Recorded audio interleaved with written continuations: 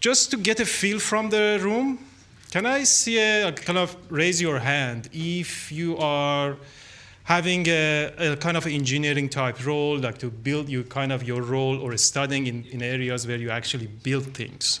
Just a show of hands, just to get a feel at how many people here are actually there that, they actually build this stuff. All right, so maybe you bring your hand down, perfect. And so people who are here either studying or have a job in, obviously, security testing, red teaming, and these areas, effectively they break things. Can I get a raise of hand there? So we have some people raise their hand twice, so that's interesting. Cool.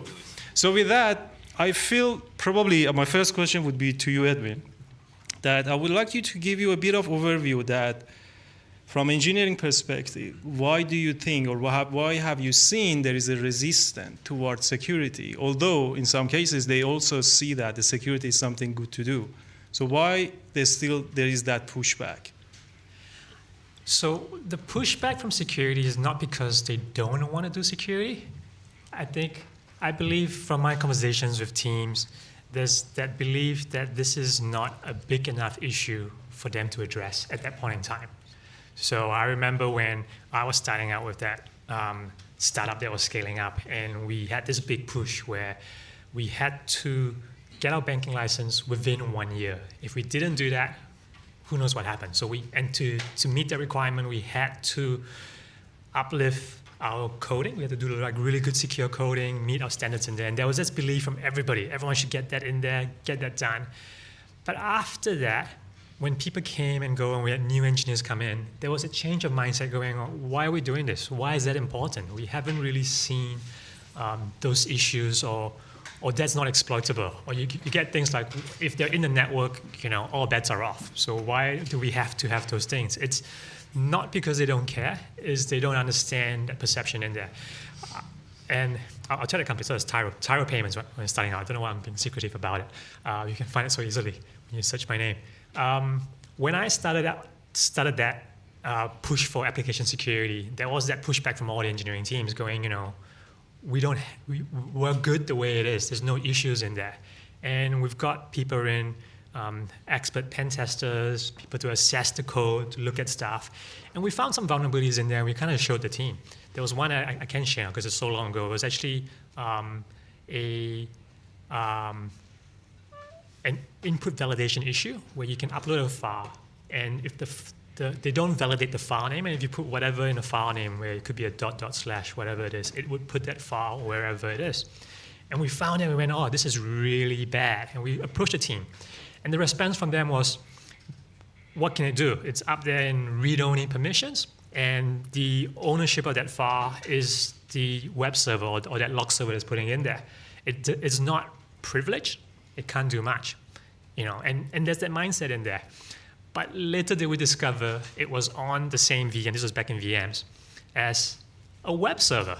So you could upload webshell.jsp, which is read-only, only execute out of web, and next thing you know, you got a web shell. And the moment you shared that with the team, like, okay, let's fix this right now. Let's address that. So is that awareness where they don't understand, or they don't know how important that is or how bad that is? And I'll add to that too. It's also on top of the other things. So developers, engineers are also resource and time constrained. They have to get things out on a certain deadline. There's commitments being made. And we've now moved to an agile way of development. Every 2 weeks you have to deliver something, get something in there. This security finding, this security issue, it's a major interruption. It disrupts everything that they've planned in there, right? They made this commitment, they've done their planning, they're trying to get that out there. Now you've just thrown something in there, and it might not be a trivial piece of work to do. So how does that fit in? And most security people are talking to the engineering team. The product team, your CPO still expects a delivery on that day. Nothing moves. So what do? They push back as they can, right? They're trying to deflag, block in there. And even when you talk to product, they do the same thing too. They're like, we'll fix that once it goes live. It becomes the engineering problem, right? It's tech debt. So it's a mixture of those things where the advocacy, the understanding of that issue, and the different constraints that they have.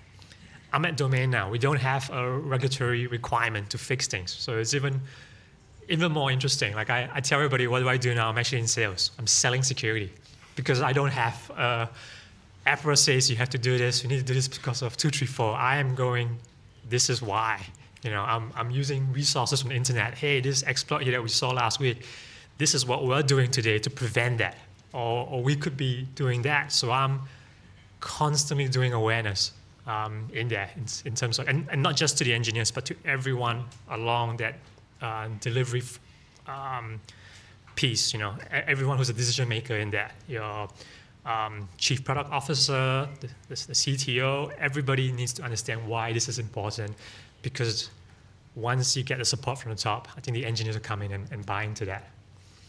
Interesting. Maybe, Josh, if you get your view on that, and one thing also I'm interested to hear from you is, have you seen any sort of incident originated as a result of those? Yeah, I kind of echo Edwin's views. Like it is, like I have definitely seen developers kind of like hamstrung with just time commitments. Like they've been told they have a deadline to deliver something. And also things like businesses are basically like, hey, we need to like ship this at this point in time. This has to go out for our customers to kind of beat our competitors or whatever it might be. But I used to see that on a pretty regular basis on when I was internal inside companies, where it was basically, no, we'll just kind of risk accept this and we'll just like push this to prod and we'll deal with it if it actually comes up. And then inevitably it used to come up at some point in time, whether it was sort of the first week or the first month, but it used to come up at some point in time and cause significant issues. I guess the things like that kept me in a job for a long time, so I don't complain about them too loudly, but it also kind of then I think distracts from trying to increase security overall.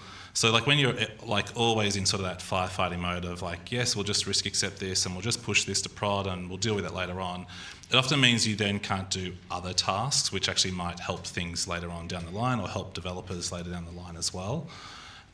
Did I see those in like eventuate in reality? Yeah, definitely. That used to occur pretty regularly when sort of engineers would build something, the pen testing team or security assurance would go through it and go, hey, there are all these high risk issues here. And then I used to actually get those high risk issues from the assurance team and just hold those on file, because they would come up at some point in time. Like that application would get popped and we'd be like, all right, well, here are the high risk issues from the security assurance team from a month ago. Like let's kind of figure out which one it was and then kind of roll from there. So there was still use in sort of security assessments of doing those things, because it just made my job faster to figure out how someone got in.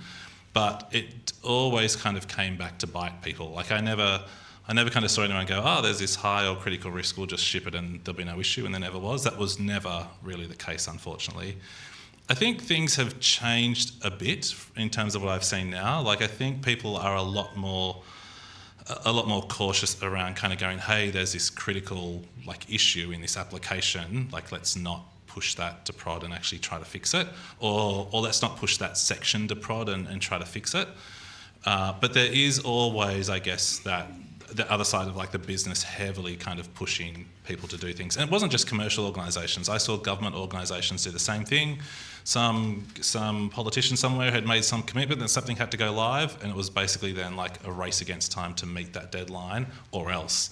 And the downside was you'd then end up with a stack of risks inside of that product rather than sort of shipping it accurately and protected at the end of the day. But as I said, it kept me employed for a long period of time and still does today. But my hope is that kind of changes. Like just trying to make things harder for threat actors would be a good thing. It kind of slows them down quite a lot. And even like you said, even things like going, hey, once they're inside, this could, like, it doesn't really matter at that point. They still have to get inside somehow, and they still have to sit somewhere, and they still have to kind of leverage platforms to get data out of an environment. And if you leave vulnerabilities in platforms, it doesn't matter if they're inside. If they then abuse that platform to get it out, then like you should still patch those vulnerabilities, I guess. Oh, interesting. I mean, in terms of, obviously in security, and this is a security meetup, we do like to see people do more security, and we do think, anytime we find a vulnerability, especially the exploitable one, the sky is falling. That's according to our view. But from a cost perspective, when it comes back to the business, to the board, everything's translated into revenue and costs, right? So did you see in those cases that, or the things that you have in mind, the cost of addressing that issue when the pen testing team raised the vulnerability, they didn't fix it, but it went and become an incident? Would you say the cost of addressing that vulnerability was multiple? Yeah, that's an interesting question. The short answer is yes. The cost of dealing with a security incident is far more, like significantly more. It'd be sort of in the, if not 100 times in terms of cost to kind of fix those incidents. I think I don't remember this off the top of my head exactly, but I think the average price for an incident, once you include staff wages, consultants, and dealing with incidents now, is in the scope of 1.2 million USD per incident. So if you think like patching something's going to be less than that, then you should. The other kind of interesting challenge too is, like if you look at it from a business perspective, and I've kind of worked with organisations and consulted with them like pre and post incidents as well, and my view is always like you should harden an environment, you should spend the money on doing that because you will pay for it either on the front end, like making the fixes and doing that, or you'll pay for it on the back end when things go wrong. And that could be either just the sheer cost of things going wrong or cost to the business, but it could also be in fines as well. Like the amount of fines that kind of will get thrown at organisations now are in the millions of dollars. So like even that's quite significant. I did have one CFO tell me once when I kind of made that same statement to them, they said, yeah, that's fine, but like the developer cost comes out of one bucket and like the cost for like paying for an incident, that's an insurance claim, that's a different bucket of money. So we have lots of money here in the insurance bucket, but not a lot of money in the developer bucket. I'm like, you got to be kidding me. But the reality is things like their premiums would go up in insurance costs as well. But he seemed to think that there was more money to be spent in that bucket of money than there was on the internal staff inside. And I was like, okay, all right. That's Yeah, that's right. Yeah. So maybe, did you just see that also, Edwin, or? No, so what I have seen is that whole belief of, I remember there was this head of engineering that made this comment that says, if security gets their way, nothing ever gets built, nothing ever gets done. How much is good enough? How far should we go plate this? We're talking about what is possible. What is, and if that's possible, but if we do all that, then it's guaranteed we're not going to deliver on time, and that loss is certain. So I remember the discussion back and forth in there with that. I've also seen people try and change. If you have strong policies that says things like, if you find a critical issue, you need to fix it within a certain SLA or high. And I've seen people argue to lower those ratings down to try and meet those particular SLAs. Yeah. And they argue on the probability, the likelihood. They'll hammer that really hard, right? Because this was back in the, using CVSS, right? And it's a really hard one to have. And if your organization doesn't have a good, risk appetite statement for what is the potential loss from those kind of things, it's gonna make it really hard. Like it's a decision that, it's a hard decision to make. Just really hard to decide. And our job as security, we're not accepting risks on the company's behalf. We're just meant to highlight those issues. And the engineers are also not meant to accept risks for the company's behalf. But we're all having discussions, we're not getting anyone else involved. But if we have those risk appetite statements and we know what it is and we're able to kind of quantify what that loss is, which is pretty hard, we can then kind of identify whether we should fix something or not. So, we're still talking about problems. Right? We're not going to move into the solution yet, and I wanna see when that conflict gonna start. So I'm getting there. So obviously we talk about, because one of the hardest thing to answer is like how that likelihood of that issue. Like when you communicate to engineer, they argue back in terms of, okay, I need to spend this much time to fix things according to this, security best practice. So how would you argue back or to really justify that time and investment that they need to do? It is not easy, right? Because I've been doing this for a while, and it is hard. And this is why I say I'm in a very sales kind of role. I kind of use past experiences or past incidents, say this is what we're doing, this is why. If there is an exploitability factor, you kind of focus on that. If it's covering some of your sensitive data, PI, PCI, you focus on that, and then you go down the whole compliance aspect in it, and then you give examples of companies that had those kind of issues and how they're dealing with it. But it is hard. And what I actually found too, when I was on my journey early on at Tyro, was sometimes teams are really stressed and really hard pressed that they spend more time arguing with you about the issue than it takes to fix it. So one of the things that I've found sometimes is if you kind of go in there and say, hey, this is how you can fix it. This is what you can do. They respond well to it, but not all the time. Some people hate that. It's like, don't tell me how to do my stuff. Just tell me what the problem is. Leave it to us to fix it. So it really depends on the different groups and all in there. So really hard. Just one thing, one thing also to comment. Do you see those incidents that resulted or originated from one of those vulns? Do you see that also kind of educate or create more awareness in that organization that next time they take those security issues, become more proactive there? Yeah. Okay. So to answer that question, not really. No. And I think that's more of a cultural issue more than anything else. Like it did used to be kind of front of mind for a short period of time where they kind of went, hey, we just had this vulnerability, we now need to go and check all our other apps. But things that were like in the pipeline of being developed, those things were never kind of considered. And even when the same type of vulnerability would show up maybe a month later, and they'd be like, hey, we had this incident a month ago about this. They're like, yeah, but we've got to ship it. We've got to get to this deadline. It's got to meet this deadline. And I think that was more of a cultural issue inside a lot of organisations. Some organisations culturally do things really well from that perspective to kind of go, hey, there's this bug here. And they're like, all right, well, like, what do you need to fix it? Or like, how do we go about fixing this? And other organisations are just more like, we need to be first, not need to be secure. But that also changes, I guess, depending on what you're doing. Like if you're holding like credit card data, that's very different to like if you're holding like just PDF documents or something that someone might be accessing or viewing online. But that's cultural based, I think, in the cases that I saw, and people forgot about it over time.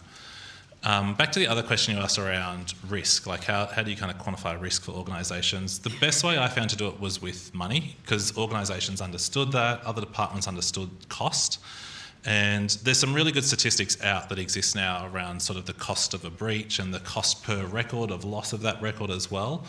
And I used to use that as an example back to organisations and go, this is the cost, like if we lost this data here, this is actually what the average cost would be. And it's not the maximum cost, it's the average cost of what this would be.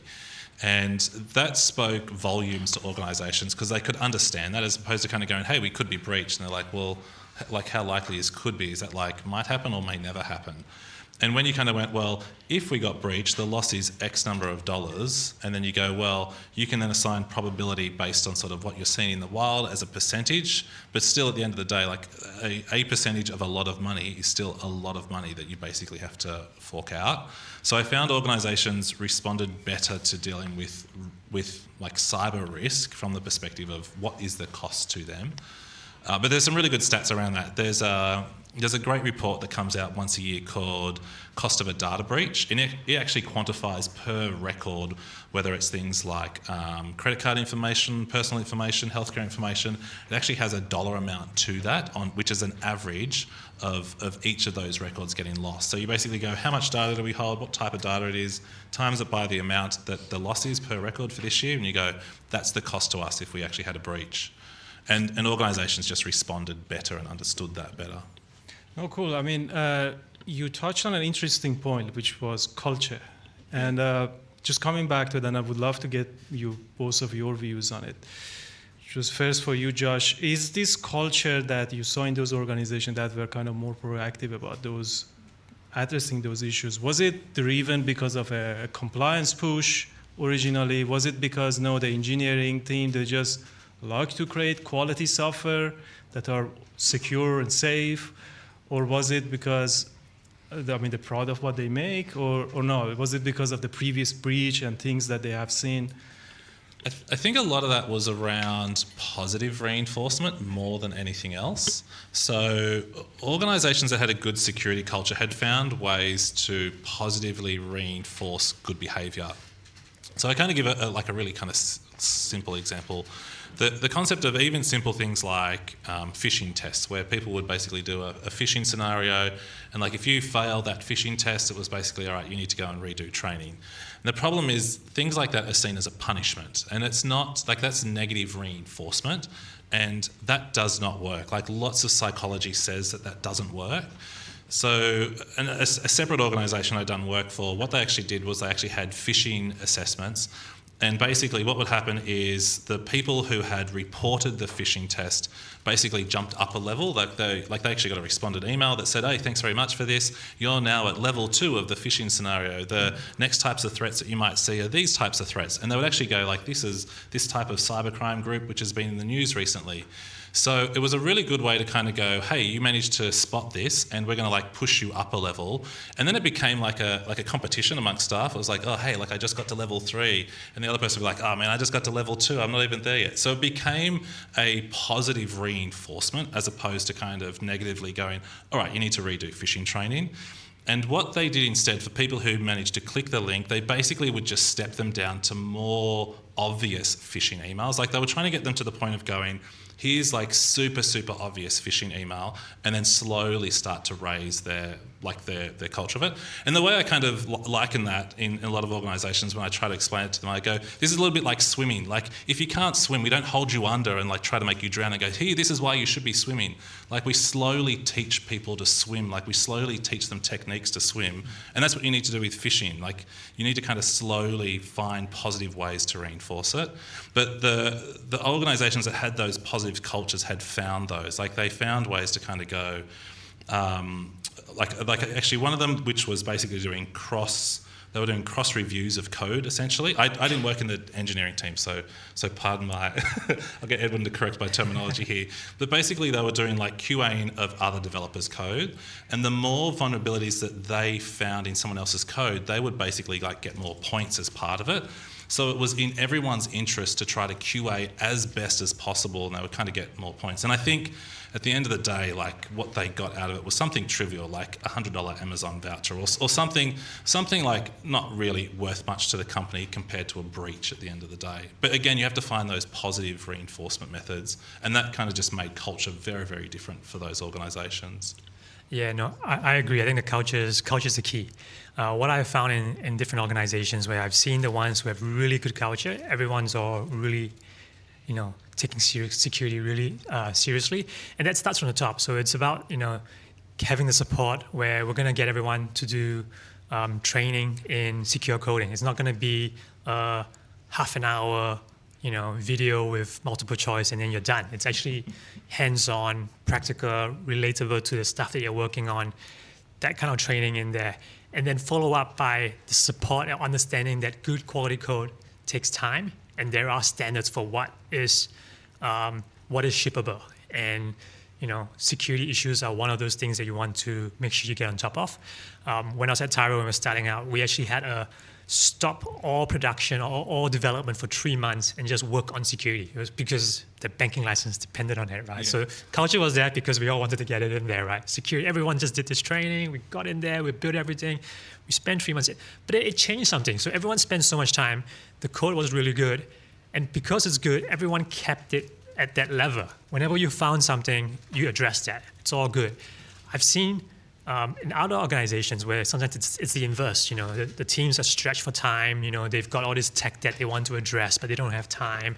So in their mind, this code is shit, and it's a self-fulfilling prophecy. They don't spend time on it. So when a security issue comes in and you tell them about it, they respond with, wow, we need to rewrite the whole thing. It's shit anyways, and they don't invest in it. So I've seen organizations, what we've done at Domain is we've got this now 20% rule where every sprint, 20% goes into security. Not AppSec, but just security, actually just security and resilience in general, just doing work in that space, because we understand that is not a project, it's a program, it's continuous. You have to constantly invest in it because these things come up, you discover new things, you got to kind of work on that, you need to fix certain things.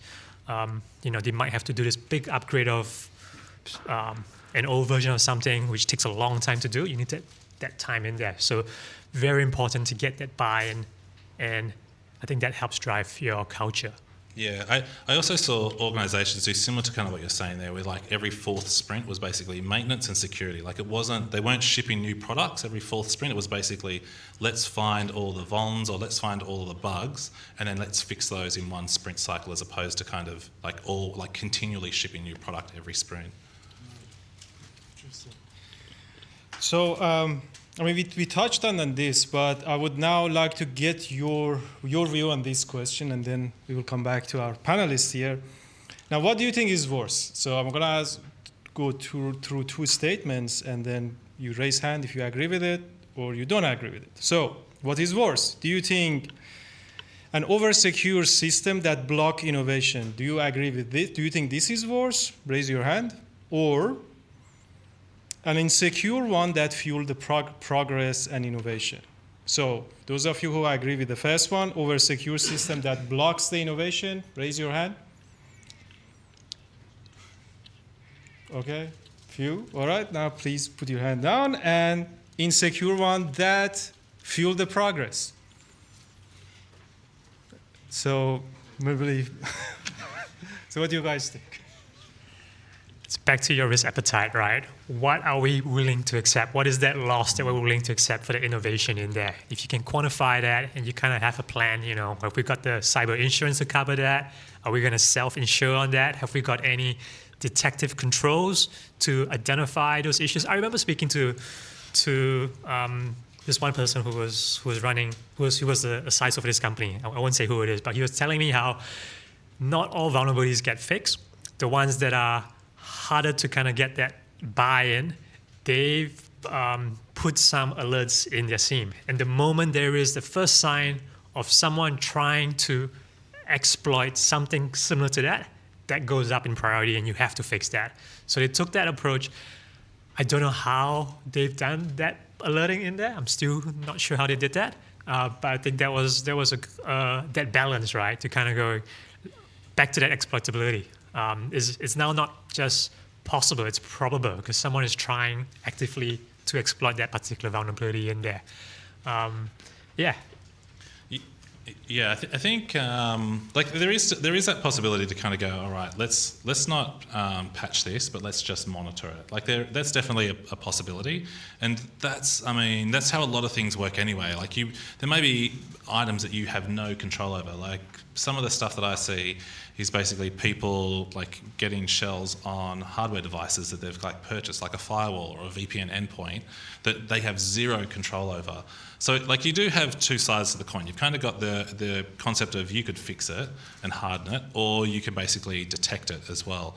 You do have to hope that your detections are right and in the right place, which is another trick in itself in trying to just make sure that works. In terms of the question around like a hardened system to stifle innovation, I think it highly depends on, like Edwin was saying, what you're protecting.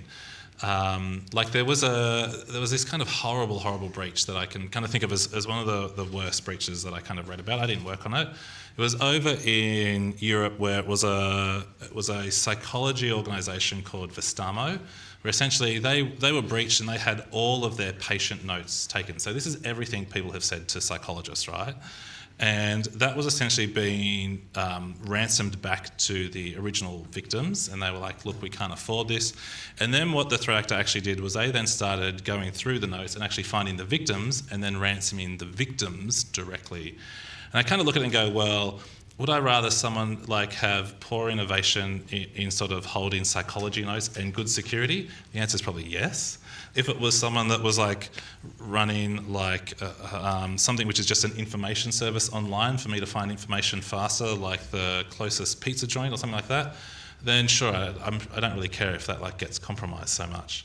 But like it is highly risk dependent, I think, in a lot of ways. And also, I think there has to be a middle ground. Like you have to find a way to innovate and secure things as well. Would you say that it's also depending on the maturity of the organization and just where they're at? Yeah, highly. I think because like in Australia, and I see a little bit of this in the legal cases I do. Like in Australia, there's no mandated rules on what organisations have to have. There are lots of guides and lots of recommendations, but there's no like across the board rule on these. This is how cybersecurity should look for every organisation. That just doesn't exist in Australia. But what does exist is lots of things around. Must have reasonable protections in place, and then the question is, all right, well, what is reasonable? That is so frustrating. Yeah, and that really comes down to like the organisation, what are they protecting, but also what are they like? What's their capabilities as well? Like if you're a $10 million or $100 million company and doing poor investment in securing things, then yeah, you're going to like end up in court with an argument against someone at some point in time.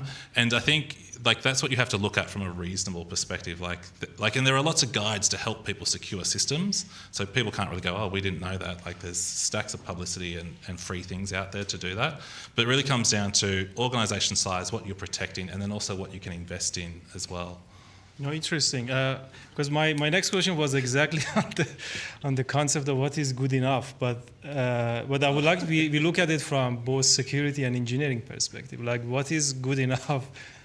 Because one thing that was raised that if you have been working in an organization that build software and shipped on a daily basis, you will see there is lots and lots of alerts and things you need to fix. And these days there are vendors out there that create these fancy dashboards with the different colors of different things that you have to fix. But the question is, do I need to go through all of them? Does it mean that's now my definition of good enough for security, or some of them can stay along? So I would like to take your two different views on this, like maybe from a more engineering perspective, what they see as a good enough when it comes to lots of things they have to go and fix. Probably they are late on releasing some some features that give them marketing advantage, and then on the security side, for cases that probably going to lead into some sort of incident, what that good enough could be. Okay, so I think. In terms of like the shiny dashboards and the commercial companies that will sell you anything, I think you got to treat those. I think a lot of people have forgotten what AV was like, kind of like back in the 90s, right? Like AV was really good if it threw lots of alerts. Like that's what people were paying for. They're like, oh man, this antivirus is brilliant. It's throwing lots of alerts and finding lots of things. A lot of the time it was lots of trash and not actually finding useful things. And I think like we've repeated that cycle and forgotten about it, where like you buy slap some vendor name on an EDR and you go, hey, this is like throwing heaps of alerts every day. And it's like, yeah, because they're trying to make it look like it's doing something for you, but it's just like burning people's time. In terms of like risk versus reward, in terms of what you should and shouldn't catch, I think people have to really look at it from the perspective of what does a threat actor go after, right? Like a threat actor does not go after cross-site scripting. As much as that kind of gets battered around everywhere, I know it's in the OS top 10 and people talk about it all the time, but cross-site scripting is not going to get your credentials from your domain controller dumped, okay? That's not going to happen. It might facilitate maybe entry, but there's so far simpler ways to get in than things like cross-site scripting. So I think people need to look at it from the perspective of what do threat actors actually do? Like we know that they end up at domain controllers dumping credentials. So it's like, all right, how do we harden that system? How do we actually detect that? Do we have detections for it? All right, let's kind of look backwards. How do they get to a domain controller? Are there jump hosts, or can just anyone get to a domain controller? Is that via RDP? Let's do detections for RDP into a domain controller from non-known systems. So I think people have to kind of go, what actually occurs in the wild today, and then look at alerts from that perspective, because looking at alerts from like, hey, there's some risky plugin that someone's put into Chrome, yeah, that's not great, but again, that's not going to get like ransomware or nation state into an organisation. And I think people need to look at that to start with and then slowly work backwards of how a threat actor would get into their environment. And when I say threat actor, I actually mean proper organised crime, like go and read some of the reports that exist today, or proper nation state. Nation state's a bit harder to defend against for a couple of reasons, but look at organised crime and go, what do organised crime do? Don't just go, let's just flick on all the alerts that XYZ EDR vendor has provided to us, because you just burn lots of staff time on that, which I think is kind of repeating the history of past of AV, unfortunately. So I think that kind of has to be where people look at, not kind of burn lots of time on false positives, because it's just dreadful doing false positives. And I am of the same view. I hate it. They're horrible.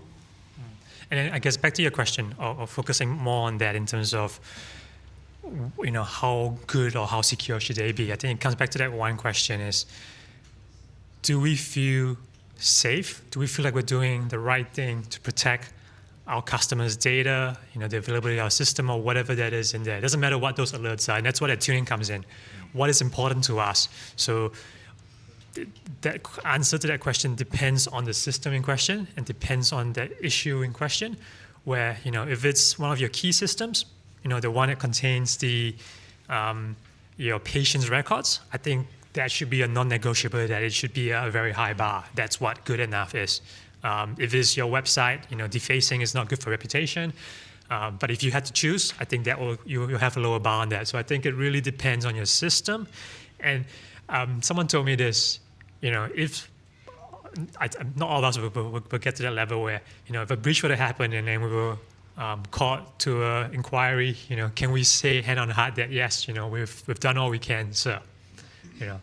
And if we can't answer that question, I don't think we've done enough. Yeah, and I guess to add on to that too, what a lot of people might not realise, particularly those who's like a dev in the room, dev or engineer type people in the room. Okay, and who's not a student but still a dev or an engineer in the room, which is okay. Yeah, the thing that the people in that category might not realise is if there's things like an incident that someone like OAIC or ASIC go after, that's the Privacy Commissioner or the like the regulator for organisations, they can compel you to do an interview. And they will ask you questions. It doesn't matter if you still work for the company or not. They have powers under Australian law to compel you and pretty much go, oh, Edwin, did you know about this vulnerability? Or did you tell anyone about this vulnerability? Who did you tell? Why didn't you tell anyone? And you will get asked those questions, and those questions will be attached to your name and they'll end up in court as evidence. And I think those things are not publicised enough to help people internally to kind of go, oh crap, like if I get this wrong and there's some huge breach here and I get called, I will have to answer these questions. And they will call you. Like that's not a maybe, they will. If that organisation you worked for and you were on that system, expect a phone call or an email. And I want to add to that. Not to scare anyone, but that's what will happen. And the stress of fixing that shouldn't just fall on the developers, right? If you're not getting the support, where product's going, this has to get out there. Yeah. Then what I have seen is the engineering teams come to me and say, hey, raise a risk. Yeah. We want to raise this risk. Let's bring it up. You've got a risk committee or whatever it is within your organization to kind of go. So you kind of indemnify yourself. You say that, hey, I've raised this and we've formally, consciously accepted this risk in there. And also you might, as the person who might be working on one product, you might not know compensating controls as well, which is for a risk committee to sort out. Like when you go, hey, this is a risk, chuck it on the risk register and like let the organisation determine like, are they happy to accept this or are they not? Yeah, that's definitely like the best. Also that sometimes helps people too, like they come kind of go, oh, we've got to put it on the risk register. Oh man, okay, how long is it going to take to fix? All right, let's just fix it. Nobody wants to be on a risk register. Yeah. CTO, that's what I found, yeah. No one wants anything assigned to them on the risk register is really what it is, yeah. So, guys, always stop then. Please be more serious on that. But it's interesting, you're raising that obviously you say the threat actors don't go after those type of vulnerabilities, but the number one thing, I don't know that is just because of the industry education around it, the number one thing that usually devs are engaged and ask you about security is actually always top 10. It's not about what that threat actor did or what that previous cybercrime was about. So let us get training on that. Yeah, that's right. I mean, I know I was about to do an update to the top 10, which I'll be interested to see how that kind of goes. But I guess because I see the actual impact at the end of the day. Like I get called in when a compromise has occurred, not just people kind of messing around with kind of defacing websites. And things like cross-site scripting is not what gets people in the front door. Like it's things like input invalidation and like it's more kind of the big things that I think people just miss or don't realise. Oh, cool. So I'm just going to slowly move toward a little bit on the solution side of the thing and getting your view. But before that, and then we're going to come back to get questions from your side. Obviously, over the past five years, I can say like there has been quite a lot of development on this whole hype of shift left, and let's just get devs, do more security and all. Get the security in a CI/CD, and all the tooling and things. We did talk about culture, which was more on awareness and training. On the tooling side, have you seen any of those more like dev-centric toolings that help developer to understand or to action security has impact on those, or do they still see that the security guys, they don't want to do their job, they just they want to get us to do it? Yeah, definitely seen an increase in tooling that is more dev-centric. So I've seen in the market before, it used to be target the security professionals where they sell it per license, and the license was really expensive. And then I've seen a shift where they sell it for lots of licenses at the same price because you want your developers to get onto that. And we've seen a lot of tools that also integrate into the IDE. So we had that whole shift left into your CI/CD pipeline, and we had your shift left into your IDE. And now we have the shift left into your prompt creation, right? So we're going to go left, all the way to kind of help with that. And then there's a whole talk about let's have some guardrails in there where when security first started its shift left journey, I remember it took a long time to run. And everyone was like, my microservice build took 40 seconds. Now it's 2 minutes. You've more than doubled my build time with your security scanning tool. Or we've got this SaaS tool, and the whole IDE now hangs because it's trying to do some stuff in there. So we've seen improvements in that space with regards to helping with that. And I guess now with the whole Gen AI, we've seen that trying to assist with, helping you do autofix. I think it's still, I still believe it doesn't replace your knowledge on how to fix that issue, but it's there to kind of give you a head start and kind of say, hey, there's an issue down here. This is how you should fix it. And we've now seen not just scanning content in there, but educational pieces in there too, where, hey, here's a piece, to talk about the why. Why is this important? Get in there, understand all that. So there's definitely a lot of tools shifting left and helping developers in there. But I still want to say it doesn't replace knowing about secure coding itself. We've seen a lot of companies that invest in the tools, but not in the people. I think you need to do both. You need to have the right people using the tools to kind of maximize your return on those controls in there. I don't know, I have a lot to add to that. It's probably more on your side. The only thing I see is in more the detection side. So I've seen organizations that do really well with kind of looking at code repositories and the build pipelines and the actual production environment itself, and doing things like detection of changes or I guess sort of straying away from what was in the original repository to what's actually now running in prod. So I've seen it more on the detection side, and I've seen people do that quite successfully, but that's really hard. There's very few companies or tools that kind of look at that entire pipeline at the moment. There are a couple, but not many. No, awesome. Just because of the time, I have quite many other questions, but these two questions, because it was asked, they were sent to me, so I would definitely want to call them out. We cannot really end the panel without talking about the artificial intelligence, right, these days. So I have to ask one question in that regard. So, vibe coding, does it produce more secure code, or do you see developers more relying on now AI rather than their own security team to giving them advice? So when I started getting into security a lot, we were all using open source software, right? So we were writing very little. We were using a lot of open source. And when we find a vulnerability, we tell the team, hey, you got a CV with this component. If it's a transitive dependency, they're like, we're not using that. But they don't know, so they don't want to remove it, right? If there is no fix, they're like, we can't fix it. What do we do? This is code written by someone else, not in our team, not our development team. With vibe coding, that language model, it gets its knowledge of information from code that it has scanned. And this could be in your Stack Overflow, could be your GitHub, could be abandoned projects, old documents, and what it produced for you in terms of the code is not what is safest, is what is most commonly used at whatever time that scan happened, right? It could have been a Stack Overflow response that was very popular, lots of responses. I don't know how they determine that, but that could be what they provide you. So what I've seen is the vulnerabilities that were very popular when we were starting out are coming back in again, because that's what those code are, those really old code base that they're scanning. And what I have found is the vibe coding helps you get started really quickly, but you need to know where you're going and what it is doing. It doesn't replace that. Just like open source, it doesn't replace you not understanding how that feature works, but a lot of us don't, right? It's a black box. And I find a lot of people doing vibe coding, that is essentially also just, it's so easy to fall into the trap where you just create an issue, it does all this stuff, it's moving so fast. It makes it really easy for us to not notice it. We know we need to do it, but it's very easy to just skip and just move on. So I think that's the danger with vibe coding that I'm seeing out there.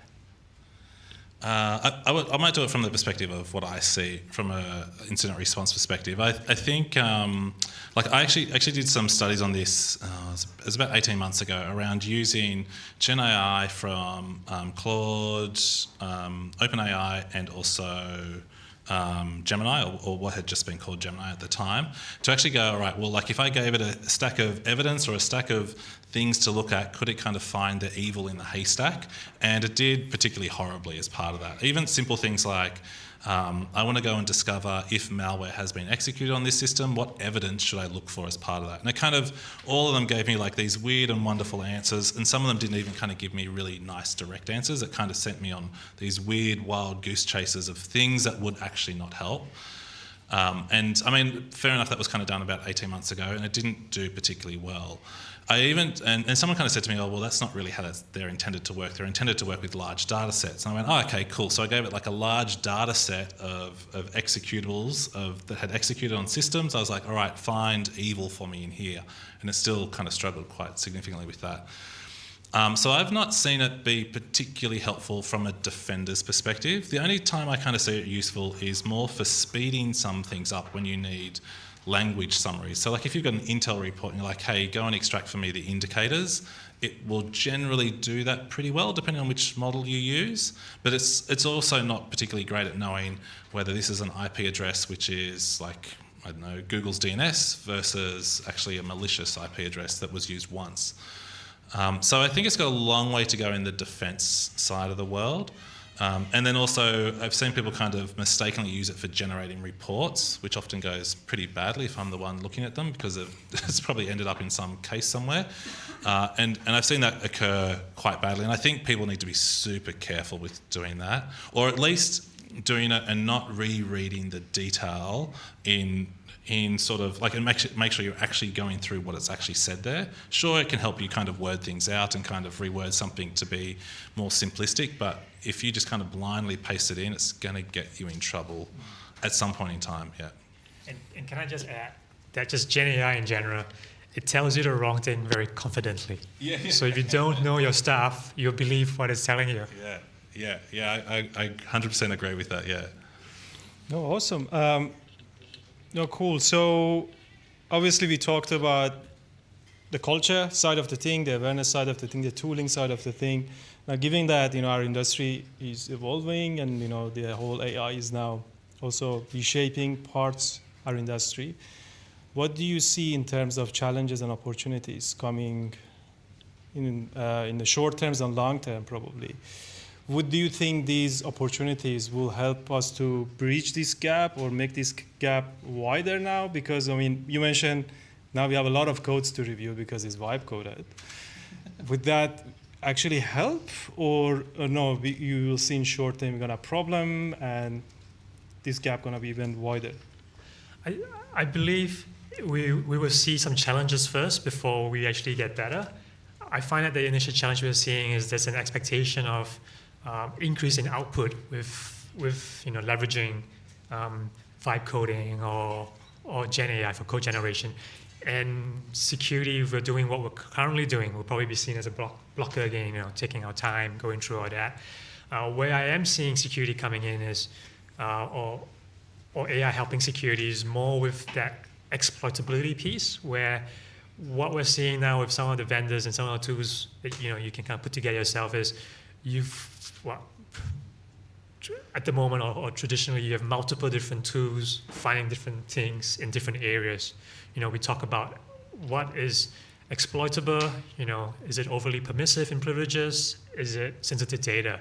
Now we've got systems that can kind of form that chain for you straight away. Before, if you got two CVs, it would take an expert pen tester or someone to kind of be able to go chain them together and say, actually, there are two medium issues, but if you chain them together, it's actually something really big.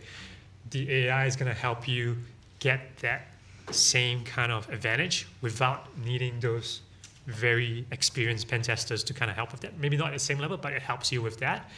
And it helps with that conversation of prioritization. It's like I said, different maturity. If the organization is not at that level of maturity, which is that high, you start with fixing things that are exploitable, and the AI helps you to do that prioritization. The things that we talk about, CVSS, EPSS, I think those things are going to go away with more of your AI environment-specific context in terms of what is actually your top priority. And we talk more about security issues now rather than security vulnerabilities because it's a chain itself. I think the positive sides I can see, at least in the area I kind of work in, is probably to help people with some of those more sort of simplistic tasks. Like if you need to create a Yarra signature, but you kind of know what the indicators are that you want to add in that Yarra signature, it will do really well with kind of those really well-structured formats of how something should be. But you're still going to need to read it and go, oh yeah, okay, that's got the path I want, the name I want, the bytes that I want in it. Or it might even be things that I see like Sigma rules for detection, where you kind of go, I want to look for this type of injection and this type of event, but I have no idea what the correct syntax is for writing a Sigma rule. It will kind of speed that up significantly, and that still happens today. You still have to kind of proof check it, but usually the syntax is right as long as you're happy with the indicators that are in there. So I think it will add benefits to that side, and the other side too is just some of the research. Like if you kind of go, hey, go and find me recent incidents that have occurred in financial institutions that are sort of roughly this size within sort of the Western worlds. And it does really well on a research perspective, and then you'd have to go and actually dig into that. So I think it's helpful from that side. I think it's actually helpful today from that side to speed things up for defenders more than anything else. Well, thanks so much. I have many other questions to ask, but since we are already running out of the time, and I would love to give opportunity to all of you to ask your questions. So for now, let's just put our hand together for our panelists, and then we come back to you for the questions.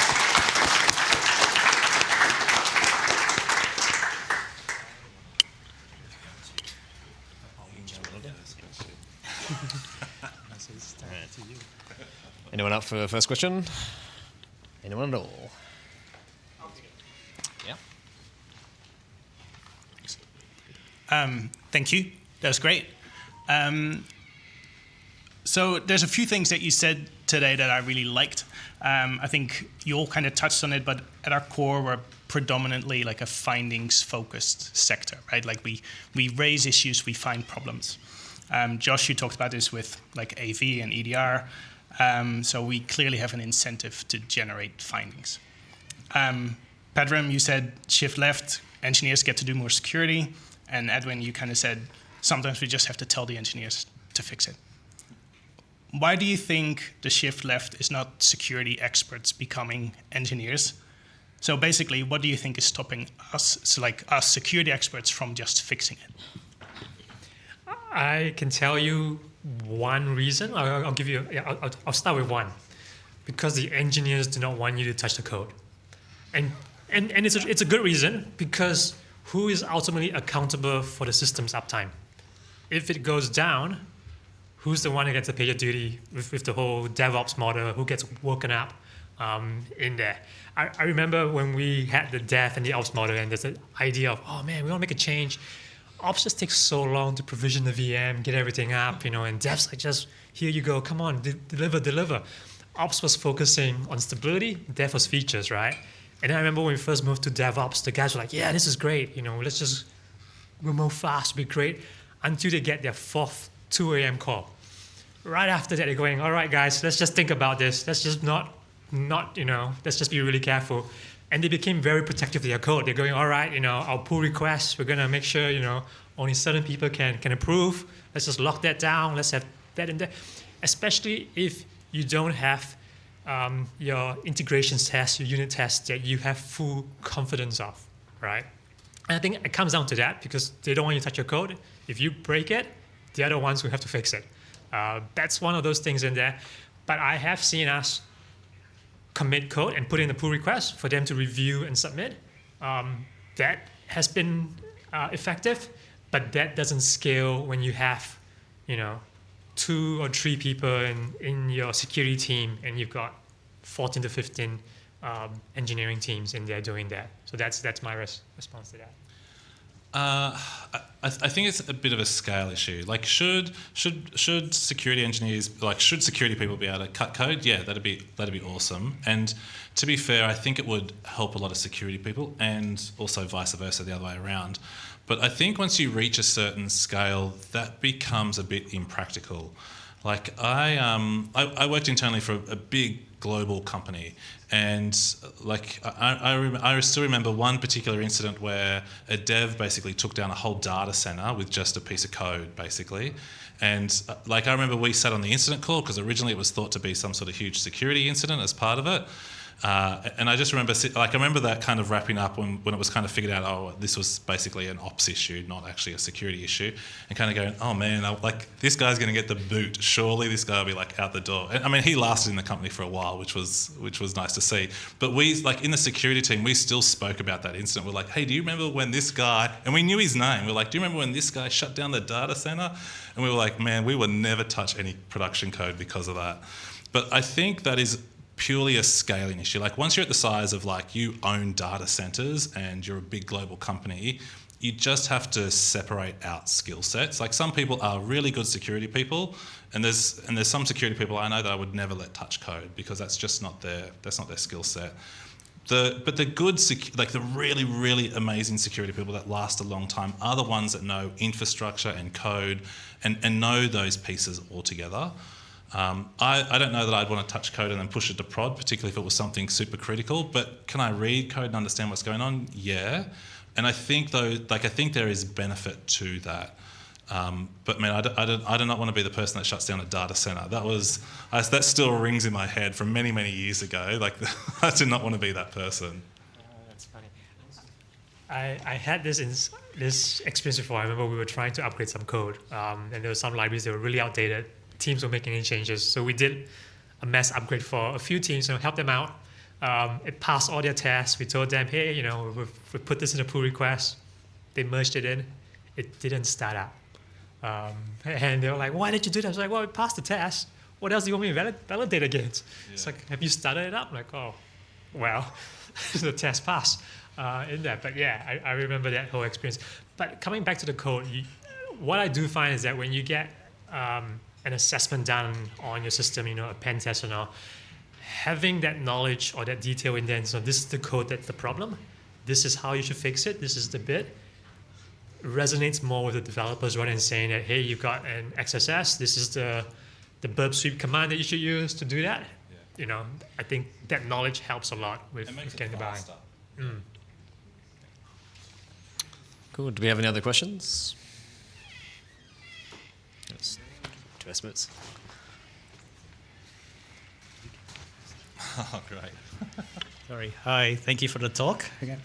I have a question for Edwin because you were at Tyro, but also for Josh because you mentioned ASIC and APRA.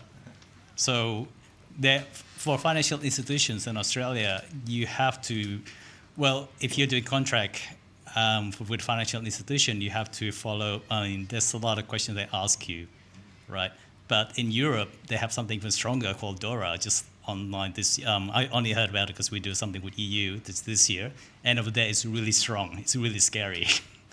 It's also, I don't actually know much about how APRA or ASIC actually manages the situation in Australia. Do you know, can you tell me more about that? As far as I understand it, they're not actually laws. They're just like, sorry? they're not actually law, they're just suggestions. I think Josh talked about that, right? They got guidelines, and this is what you should do, which is why I struggle with that, because it depends on the maturity of the organization. You could say that this is reasonable for our company to do just this, and it's a really hard argument. Like, I wish it was a lot more prescriptive. That's personally my preference in there. But I have seen companies financial services do it really well. And I've heard of others that are not as strong in that space, and they kind of use that whole definition of the 2, 3, 4, whatever that we have to go. What is good enough in there? I think your question was more around, I guess, sort of like contractors. You mean kind of working for those organisations? Is that kind of what you're asking about? Yeah, I'm not sure where I sit actually. But I guess that applies to both financial institutions and any contractor also working for that financial institution. That's my understanding of it. Yeah, I could be wrong. So sorry. I'm not a legal expert. Like my knowledge is in forensics and incident response. But from what I've seen, though, like the organisation who holds the license, like they're the licensee and they're the ones that are regulated. And a lot of the times they tend to push their regulations onto their third parties. But in what I've seen, it's usually the license holder that they go after for doing something wrong, not necessarily the third party. Now, could the license holder then like go after the third party later on? Probably, but you could anyway, regardless of whether you were whether it was APRA related or ASIC related or not. So my loose understanding is that it is applied to the license holder, but they're just handing that on to third parties to basically cover themselves as part of it. So they can go, oh yeah, we and all our third parties kind of do this. I guess the challenge I kind of see is that kind of pass on that I've seen is more of a like tick box exercise, even in cases where I've been a contractor to a APRA license holder. It's basically, hey, like fill out this form and say yes or no to it. It's like I could say whatever I want to this and no one will ever know. And I find that's probably more the issue than someone actually asking questions and going, like, hey, how do you hold data? Like, what are your backup plans? Like, talk me through what they are. And then kind of going, all right, are they reasonable for what you will be doing for the organisation? Because like if you're for the organisation, if you're kind of walking in, not touching any systems and providing advice, you probably don't need like a BCP plan around what happens if all of a sudden your laptop stops working. Like you can still walk in and give advice. So I find some of those like that push down to contractors or third parties is somewhat either not done properly or just overscoped to something really wild. But my understanding, again, is that regulators go after the license holder, not the third parties, at least in the cases I've seen and worked on. And outside financial institutions, do you have similar rules? There's things like the Privacy Act. So the Privacy Act exists for companies over a certain that generate over a certain value of income. But no, things like APRA don't apply to those. There's still things like ASIC. There's rules in the ASIC legislation or like the Corporations Act that now apply to companies. But I think the first case for that is only just going through court now. So it'll be interesting to see where that actually goes. Whereas the Privacy Act has already had one case run through court and has had a successful outcome for the commissioner, I think to the tune of about $5.8 million. So like the Privacy Act, I think, is a lot stronger in that sense. But it'll be interesting to see where the Corporations Act ends up with chasing people on cybersecurity issues. Yeah. So I think we've got one online, do we?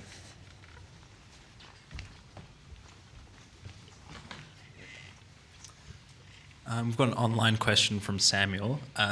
AI is a double-edged sword. It can be helpful, but also letting the AI company review our code and potentially let it reinforce the model. In general, is this a risk worth taking for secure code? Is this a risk worth taking? I would say, again, it depends, isn't it? Depends on what your appetite is or what it is. I remember we had this discussion at Tyro in terms of what do we classify our code? What kind of data is that? Is that considered, highly classified, highly sensitive, or is it just private data? So it really depends in that conversation itself. Yeah, I would say there's also that trade-off. What I have seen organizations do is they kind of use, they go with the approach of let's not just use any off-the-shelf AI model that you just pay your credit card. Let's go with an enterprise one where you can have your contractual clause in there. Like if you're a Google shop, you go with Gemini. Or they don't do code, do they? Or you look at something else and you have more of an enterprise contract with them. So that's what I've seen from my experience. No one that I've known that I speak to have a no for AI itself, but they kind of approach it cautiously. Yeah, that probably sits more of a you answer, I think, than me. I'm not sure. I'll add some more to it. And then they've done with that contract with the AI provider, but they also gone very heavily on the governance in their organizations. So they have some sort of training piece within their staff to kind of go, this is what you should or shouldn't do with using AI. They've gone with, I've seen tools out there, but I've never tried. So I don't know, like a DLP for your tool and stuff. I don't know how effective it is, so I can't really speak to that, but they've gone down that approach. They've gone down with getting people to agree to an acceptable use. So there's that whole governance aspect, and then the DLP to kind of detect and kind of block certain things. So I've seen those particular in there, but I don't know how effective it is. All right. I guess. There's one more just here. Okay, sorry. Yeah, so I'm a student, so I don't really have much experience overall in the professional world. I was just kind of wondering, because we as security people, we love to like advocate for security. Do you often find that like customers or businesses come to you guys to kind of like when they're worried about the security of the product they're using, or like do they kind of just put blind trust that what you guys make is secure? From my side, I see quite a lot. I see a lot of customers approach me, and even people who aren't kind of my customers at the moment tend to approach me and go like, "Hey, can you come and talk about like current threats and current things going on in sort of the world of cybersecurity?" So I see there's still a huge interest in kind of what's currently occurring. So there's still an appetite to know like cybersecurity in general and what active threats are. I think I probably get those approaches more because I take it from a realistic lens. Like I kind of go, hey, these are like the last, or I kind of go, these are the top 10 cases I kind of worked this year and the things I'm seeing. So I think people are far more receptive to this is currently what's going on right now, as opposed to like here is kind of theoretically what could potentially happen in sort of a worst case scenario. I mean, a lot of the times, some of the things that are occurring are the worst case scenario anyway, so it's not too hard to kind of show them a realistic scenario. But I think a lot of people connect more to like, this is what's currently occurring, or here's an organisation similar to you guys that had this issue like 3 months ago, or is currently dealing with this issue at the moment. So people have a huge interest in that, and I suspect that might be because a lot of organisations are not super keen to share their dirty laundry either and kind of go, hey, we had a breach and this is everything that went wrong. So I do get approached a lot to kind of talk on that side of the world, yeah. And then also then kind of come in and help prevent that from occurring as well. That was you. Oh, okay. So we've got 2 more online, but we've only got time for 1 more, so... We've got a message. So as Edwin mentioned earlier, security gets pushed back because people don't understand the concept or requirement of why we need it. Why do government do not have strict laws like EU here in Australia? Is it because people seating in the chair don't understand the requirements, or is there no willingness to push security onto companies? That's a very hard question that I cannot answer, right? I feel like, you know, we asked a question, we talked about APRA, and APRA was not definitive, right? They felt that it's up to individual organizations to determine what level of controls is reasonable and commensurate with the level of risk that they have. I always feel like it's that whole approach where you guys know your company's best, you manage that. That's the only explanation I can give.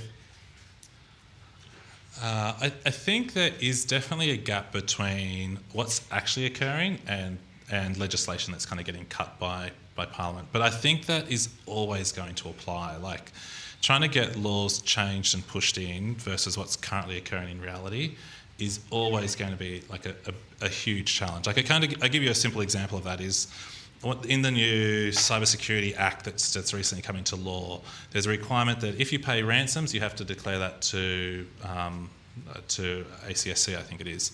But the reality of how ransoms get paid are not directly. They are indirect payments. So it's usually through a third party or a fourth party, and then that party pays the organisation. And things like that act do not cover that type of scenario. And that's just the way it works at the moment. So, like, I find that there is a lag in legislation, but there will always be. Like, that is the unfortunate truth of how, like, technology and legislation kind of work together. Privacy is a little bit different because privacy has existed in many forms before kind of like cybersecurity and digital realm kind of came about. And the Privacy Act has existed for many years as well. So I think that's a bit of a different thing, but things like legislating specific things for cybersecurity companies is hard because it just moves much faster than what people can legislate more than anything else.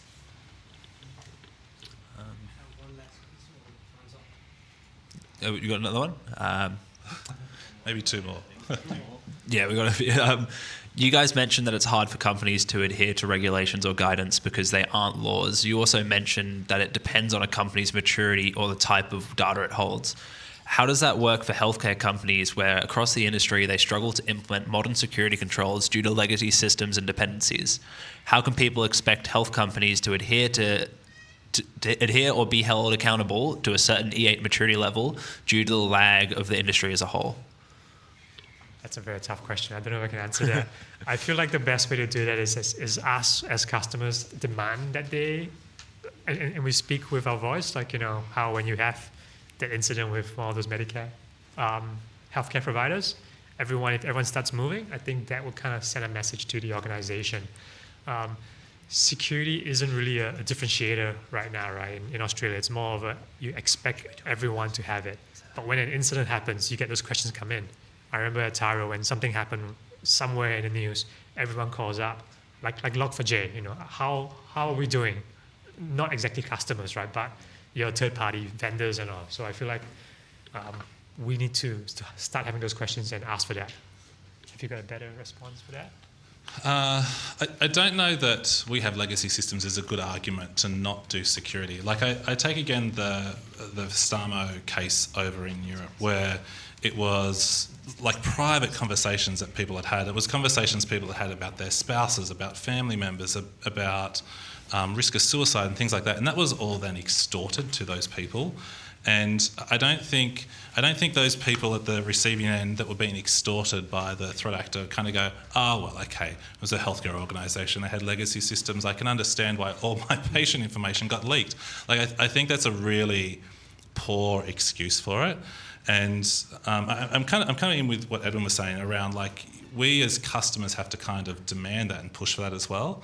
Like, I know I was at a doctor a couple of months ago and they're like, oh, we're just going to like turn on like our AI like recorder thing. Are you okay with it? I'm like, excuse me, what now? I was like, no. I was like, well, and I kind of asked some simple questions. I was like, how often does the AI thing that you're using like hallucinate? And they're like, what's hallucinate? And I'm like, okay, then the answer is no. Like, if you can't explain that to me, then the answer is no. So I think as customers, we have to push for that. But the hard part is we kind of know that. It's people like our friends or our parents or grandparents who don't know that. And it's, again, I think trying to get them to ask those probing questions, or maybe that will just happen as generations kind of get older as well. But I think the case of, hey, we've got legacy systems, I don't know that that's a good excuse. The only other thing I kind of leave you with, which is another kind of interesting healthcare one, is I can't remember. There was like an e-scripts company recently who basically got compromised, and they were basically the old e-scripts company that hasn't been used in a couple of years, but they had a requirement to hold their data for 7 years and to hold it online so it could be queried. Basically, they got compromised, and because it was essentially just a shell company, they'd basically shut down at that point. They were just holding data for regulatory requirements. They got breached, and then they were basically like that was like people's scripts. So think of things like your medications that you might take, and like there could be some really sensitive medications with your name on the top of the script, right? And that company just went, oh, well, we're just declaring bankruptcy. We're out now. And I kind of think, man, like we've got to find ways to stop that as well. Like there's this point of like you need to hold accountability to people who are not doing the right thing or not protecting like highly sensitive data. Sorry for bothering and asking you this question. I think already all the question asked, but this one is more personal one and a little bit selfish. The thing that I've been really loving to do was a bug bounty for more than a 2 year, or more than a year I've been doing bug bounty. The thing is that I noticed that in Australia is relatively new topic, but in US or in Europe it's getting more and more companies that they're having open programs. In Australia we've got Optus and Ampool, which recently, I think last year it was, that they opened a program in Bugcrowd. But again, after the major breach that they had, they did that. And the beauty in bug bounty is that we don't put away those even cross-site scripting, and we chain those medium bugs to do something very severe. For example, blind access is a type of that we just put it in a user agent. And for example, we do some malicious, noisy stuff, so the engineer can open the browser, and when they want to investigate what's happening, we get the access on the whose browser, the security or the admin browser, having credentials of them leaking and having it escalating to very high or severe case. The thing is that in Australia, I really would love to see companies having more and more programs to bug bounty. For example, Bugcrowd is one that is in Australia. Do you see any future in this area, or I'm wasting my time, searching for bugs? And the thing is that many companies in Australia, I would think that when it comes to pen testing, they would rely on automated tools like OpenVAS, Nuclei, and other things. And if they don't see that, they assume it's okay. But the APT or actual threat actor has all the time on the board. It's not like in a contract to pen test, so it would use everything. What do you think about bug bounty in Australia? Is it going to have a future, or I need to just put it away and focus on more AWS, YAM, or log analysis? I'll give you an answer. I won't talk about your future and what you should do. I won't give advice on that. But I'll talk about where bug bounty is going to go, right? Like, bug bounty is something where I think it will pick up when either one or three things happen. Your customers demand it, regulations, I think was it 2 or 3, I can't remember. When regulation demands it, customers expect it, or your partners or your vendors, wants you to have it, right? So that is where it would get more adoption. What I have seen why people get onto a bug bounty program, it depends on where your maturity is at. You get to a point where you can go, I am now comfortable having a bug bounty program. Not all companies are in that position. They might burn out their bounty pool very quickly. They might not have the resource behind it to support that program coming in. Even though it's triaged by Bugcrawl, HackerOne, there is work that needs to be done to come back to the researcher and say, hey, we agree with your finding. And kind of once that is a public bounty, there's also an expectation that you're going to address that because it's quite visible. So can you make that commitment to that? You might not be seeing a lot because there are also some that are private bounties where it's only open to certain people and not everybody. So I think that you start off on a journey. You start off with your pen test internally. You then go to a VDP, which is a vulnerability disclosure program where you don't pay, you just say thank you, and then you go to a managed bounty because you're afraid that if everyone starts hitting your site, it might go down, or you might lose all your money very quickly. And once you get that confidence, you go to the public bounty. So I think companies are on that journey. What I have also seen is people use that program, the public programs, to demonstrate to those APRA-regulated companies that, hey, we are managing our our risks. And one of the ways we're managing that is through a bounty program, and here's a program. Instead of me doing a yearly pen test and giving you the report, I now can demonstrate that.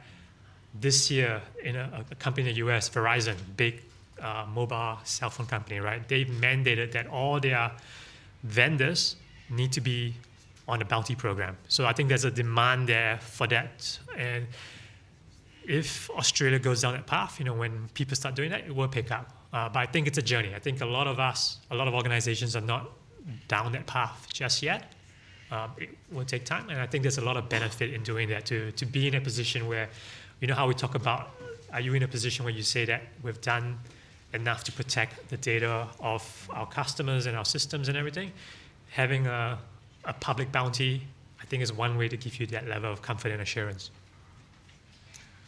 Yeah, I'm not sure about the future of bug bounty, because that kind of sits a little bit outside my world, but I definitely see the benefit of it. It's a bit difficult though. I've worked for both Australian and US companies, and it was the US companies that were doing the best when it kind of came to bug bounty programs. But there are huge benefits in it. Like as Edwin was saying, you kind of then have continuous pen test all year round. But it is a good way of trying to fix issues and seeing what issues are found from a public perspective. I think, and again, what Edwin was saying, I think he's probably right. We probably won't see that taken up in Australia until it's regulated or mandated in some way, and then people will actually start to pick it up a bit more. But there are huge benefits to doing it. I've seen some companies do really benefit from that, and I won't kind of recap what Edwin was saying, but around that slow growth of going through that. But I think just a lot of Australian companies are not mature enough quite yet to kind of go through that space, which is a shame. I think they should be, but I don't know that they're going to do that until they're kind of pushed to go and do that. Awesome. We are really running out of the time, and thanks so much. There is one last thing I should do, and to pass on our cybersecurity community legend award to our panelists here. Now, one thing I have forgotten to say, Josh actually helped to start SecTalks Sydney back in 2014 or 15. Yeah. Probably you forgot, but yeah. He actually helped for whole things like early days, booking a venue in Google and things like that. So thanks for that. So this is Edwin. Thanks so much, and Josh. Thank you. And so.